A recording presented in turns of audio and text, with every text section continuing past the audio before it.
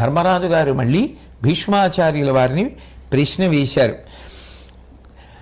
లోకంలో ఆయుర్దాయం గురించి తాపత్రయం లేనటువంటి వారు ఎవ్వరూ ఉండరు.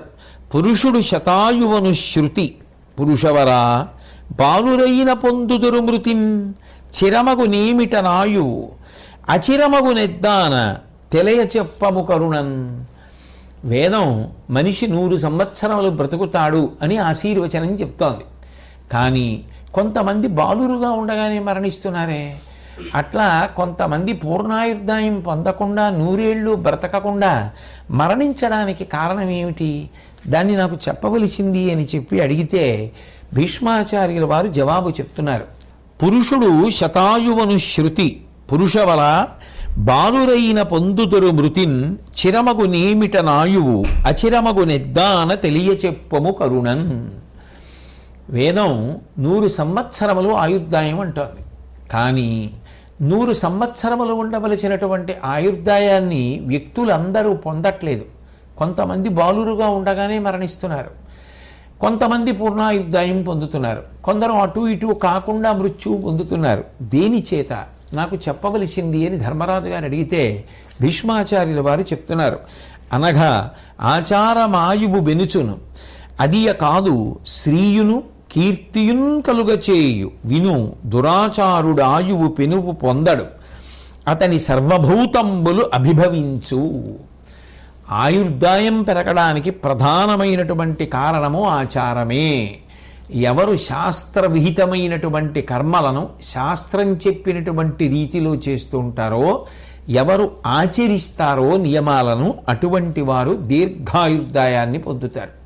అట్లా కాకుండా ఆ చెప్పినటువంటి ఆచారము తెలుసుకోవడానికి పనికొస్తుంది కానీ మేము ఆచరించడానికి పనికిరాదు అని సదాచారమును వదిలిపెట్టేస్తే దాని వలన ఆయుర్దాయము క్షీణించిపోతుంది.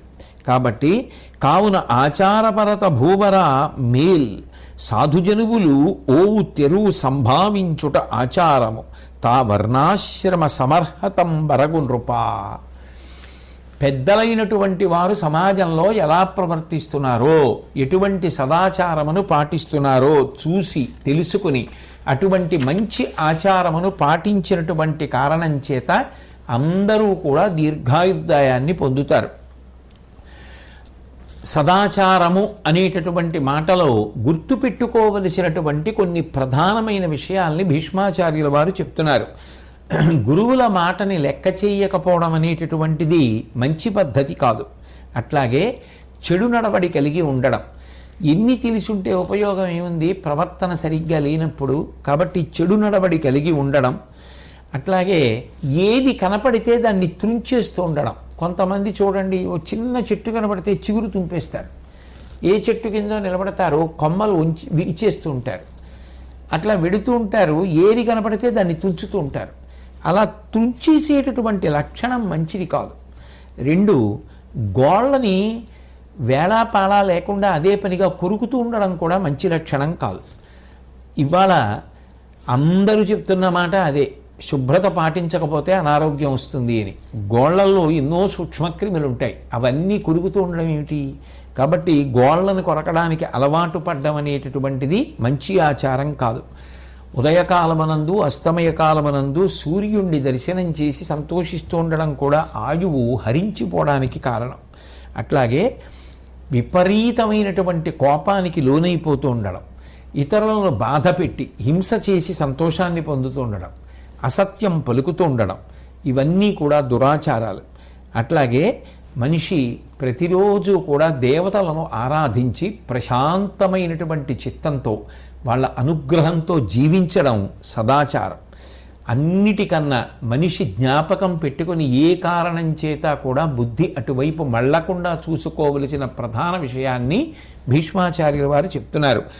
పరదార గమనమొప్పదు పురుషునకది ఎల్ల పాపముల కంటే నరీశ్వర ఆయుస్సంక్షయకరంబు తద్వర్జనంబు కడుమేలరయన్. పరుల యొక్క సతి ఎందు కోరికని పెంచుకోవడం, పరసతితో క్రీడించాలనేటటువంటి బుద్ధి కలగడం, అటువంటి పనులు చెయ్యడం ఆయుర్దాయాన్ని నశింపచేసేస్తాయి అన్న విషయంలో ఏ విధమైనటువంటి అనుమానం లేదు.